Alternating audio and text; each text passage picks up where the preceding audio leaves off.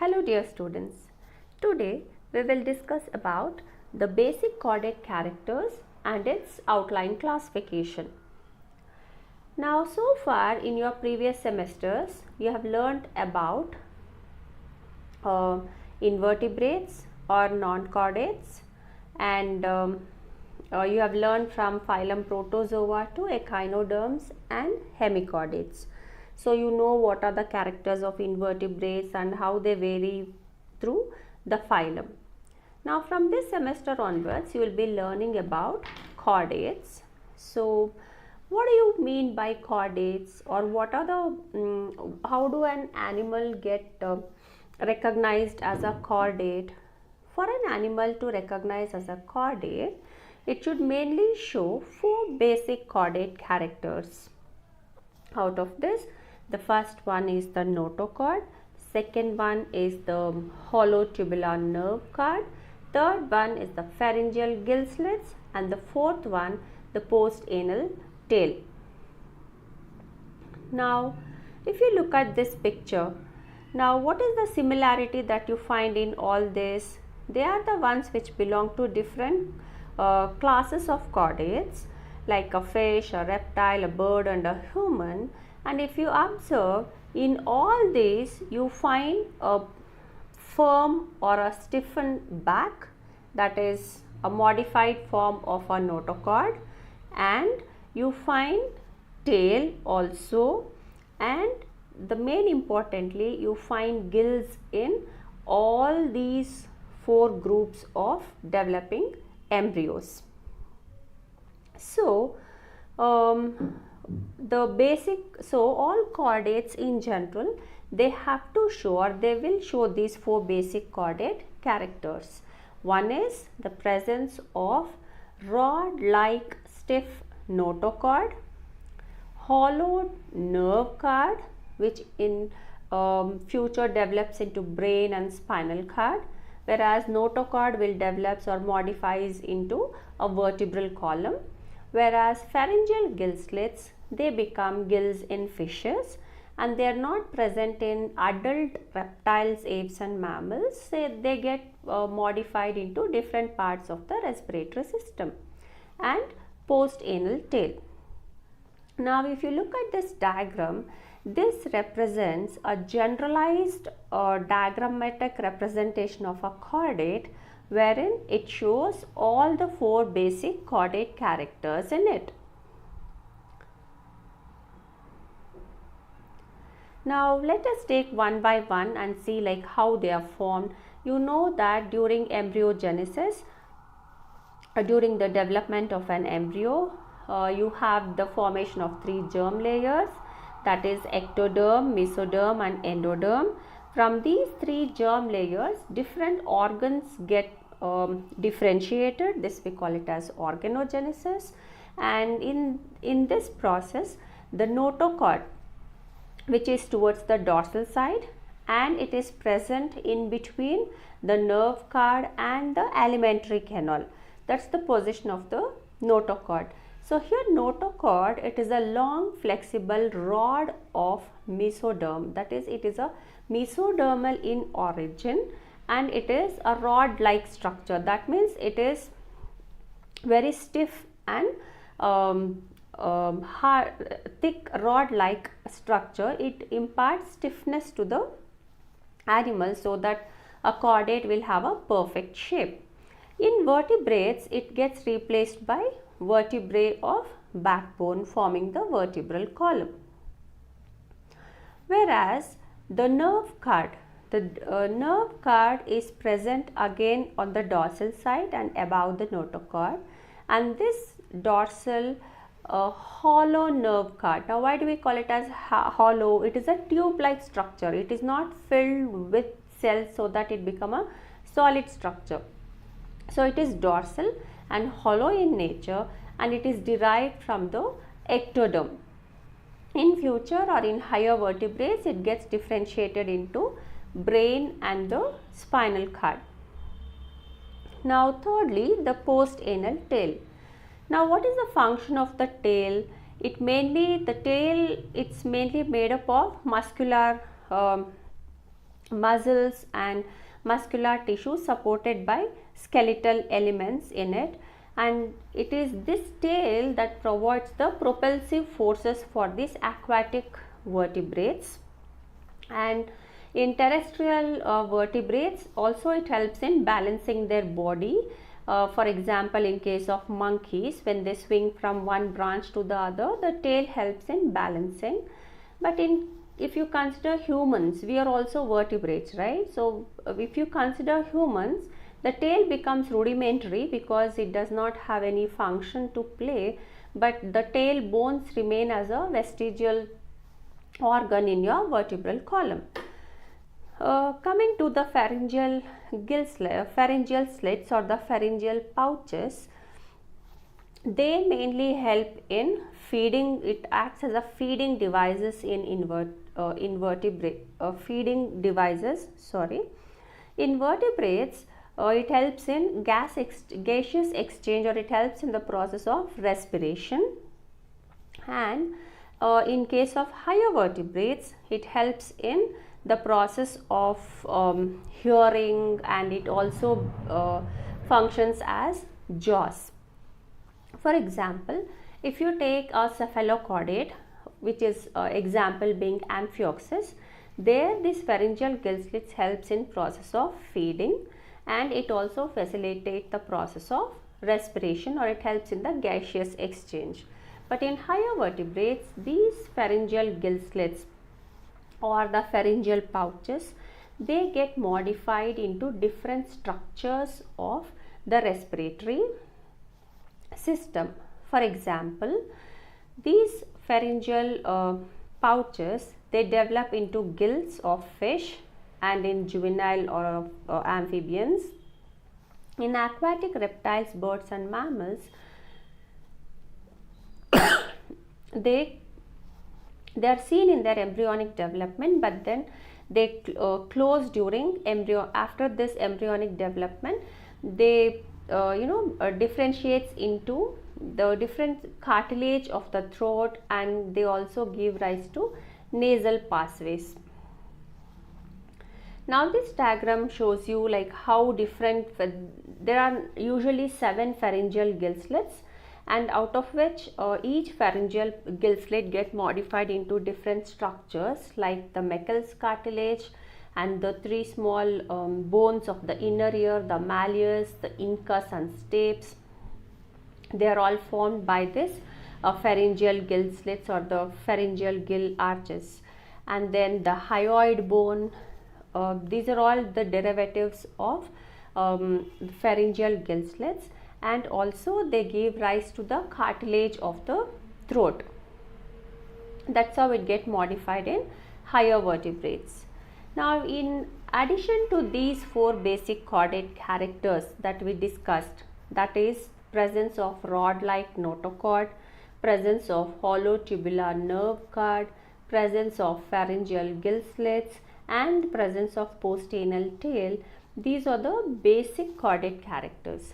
In addition to that, you can also list, this is for your additional information, the characteristics of vertebrates. You can list out something like they'll have bilateral symmetry, the presence of coelom, the presence of vertebrae which are hollow or cartilaginous, or in some it is bony structures that surrounds and protect the dorsal nerve cord, presence of endoskeleton, and large brain being protected by the skull, complex heart with closed circulation, 1 or 2 pairs of appendages, and presence of gills or lungs for breathing, and special outer covering, that is skin, which gets variously modified in different groups such as fur or scales or fat or hair in different groups of vertebrates.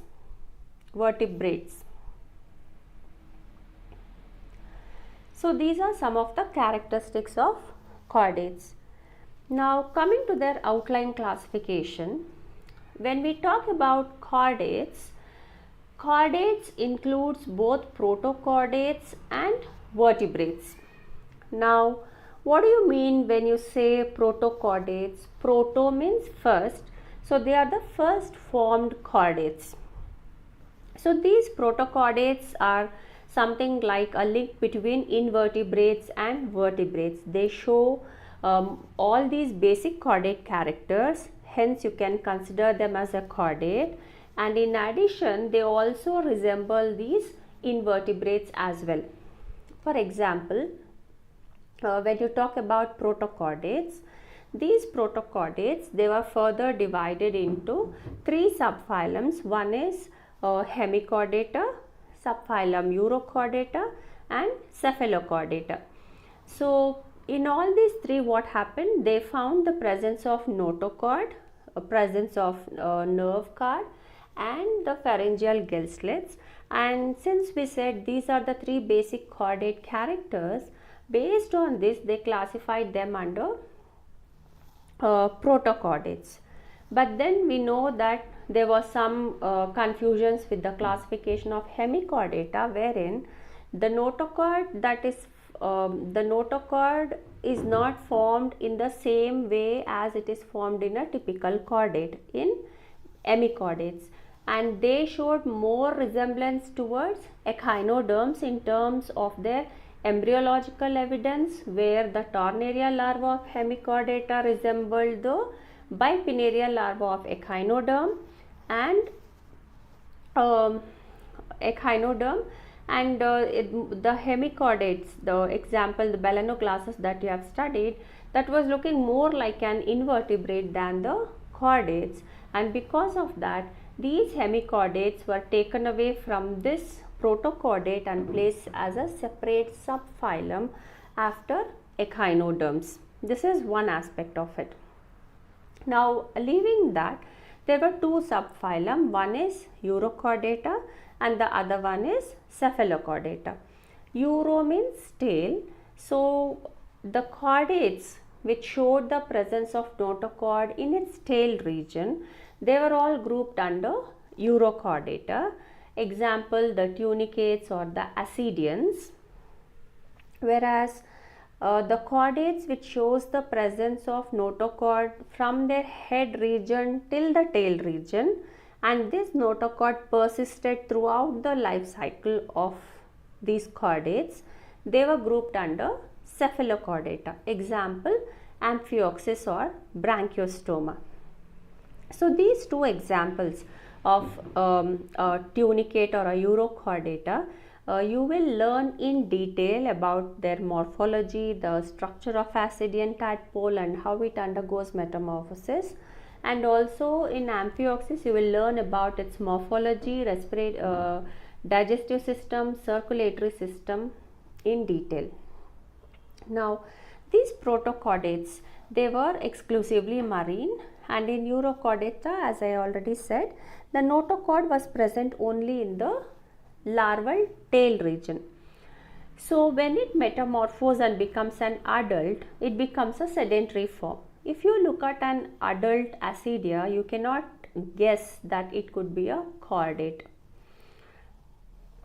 Okay, so these two belong to Urochordata. Now by this what we can say, any animal can be classified or called as a chordate when it shows the three basic chordate characters, like the presence of notochord, hollow tubular nerve cord, pharyngeal gill slits and the postanal tail, either in their larval stage or in their adult stage. Then you can consider such organism to be a chordate. So it's not necessary that the chordate characters should be present throughout its life cycle or only in the adult stage. It could even be present in the larval stage. Then also you will classify that particular organism into a chordate. Now coming to the other group, that is the other subphylum, that is subphylum Vertebrata. Here they possess notochord only in the embryonic developmental stages. Later this notochord get replaced by cartilaginous or bony vertebral column. Then in addition, they possess ventral heart with 2 or 3 or 4 chambered heart in different groups of vertebrates, and they also exhibited paired appendages which is used for locomotion. Now this slide gives you an outline classification of this phylum Chordata. Now what are we doing here? The phylum Chordata is classified into two groups based on presence or absence of skull or the cranium. What is a cranium? It is a brain box, or which covers and protects the brain. Now based on presence or absence of cranium, the chordates were grouped into two groups. One is acraniata and craniata. Now acrania means without cranium. All the chordates that did not have this cranium or the skull, they were grouped under acraniata. Now, and the chordates which possess skull, they were grouped under craniata. Now this acraniata was further divided into three subphylums, that is hemichordata, urochordata and cephalochordata. Now I have already told you why these hemichordates were removed from here. So we are left with two subphylums, urochordata and cephalochordata. This subphylum urochordata, they are the ones which shows presence of notochord in their tail region, and they are further divided into three classes: class Acidaceae, example Acidia; class Thalassae, example Pyrosoma; class Larvaceae, example Vexillaria. Okay, these are the three classes of subphylum urochordata. Then subphylum cephalochordata, it has only one class, that is Leptocardi, and the example for this is Amphioxus. Now what are cephalochordates? They are the ones which shows the presence of notochord from head region to tail region. So they are called as cephalochordates, and it includes only one class, that is Leptocardi, and example being Amphioxus. This is with respect to acraniata. Now when you consider craniates, the ones which has the skull or the brain box, that gets further divided into two divisions. Okay, two divisions. Now these two divisions are, one is division agnatha and division gnatostomata. Now this classification is done based on presence or absence of jaws. So gnatha means jaws, agnatha means without jaws. So the vertebrates which do not possess jaws, they are all grouped under agnatha, and gnatostomata are the ones which possess jaws. Now this agnatha is further classified into two classes, class Ostracodermi and class Cyclostomata. Now Ostracodermi, derme means skin, ostraco means horny kind of projections or shell or thickened projections on the skin. So this is an extinct organisms with horny or shell like skin. Okay, so they are all grouped under Ostracodermi. They are jawless vertebrates. So example being Cephalopsis. Whereas the second class, the Cyclostomata, cyclo means circular or round, stoma means mouth. So the chordates or the vertebrates which possess circular mouth, they have been grouped under Cyclostomata. Example Petromyzon. Now coming to the other division, that is Gnatostomata, the ones which bear teeth in their mouth, that is further divided into two superclasses. One is superclass Pisces and the other one is superclass Tetrapoda. Now this superclass species are the ones with fins, where fins are used for locomotion. On the other hand, superclass Tetrapoda, tetra means 4, poda means legs, so they have 4 limbs for locomotion. Now this superclass species is divided into 3 classes. One is class 1 Placodermi, then class 2 Chondrichthyes and class 3 Osteichthyes. Now Placodermi, it includes all the extinct fishes with horny shield-like scales. Example, Climatius. Whereas Chondrichthyes are the cartilaginous fishes. Very popular shark is an example for Chondrichthyes. Whereas Osteichthyes are the bony fishes. Example, your Labio rohita. Now on the other hand, the superclass Tetrapoda, that is divided into 4 classes. Class Amphibia, which includes all your frogs, and class Reptilia, which includes amphibia. The unique character of amphibians, you know that they can live both on land and water. Then Reptilia, they are the organisms that creeps on the land in the terrestrial habitats, like the lizards, snakes and etc. They could be even aquatic like the crocodiles. And then aves, which are all feathery and flying, which is very well adapted for the flying mode of life. And class Mammalia, they are the organisms which bear breasts or the mammary glands, and example being the rat, monkeys and also humans. So this gives you the outline classification of phylum Chordata. Now from this you may get questions for 3 marks, like state the basic chordate characters. Then you have to write the any 3 basic chordate characters that we discussed out of 4, or it may also come as a 5 marker wherein they'll ask you to describe or list out the list out the chordate characters. Then you can, those 4 are must, it has to be there in your answer.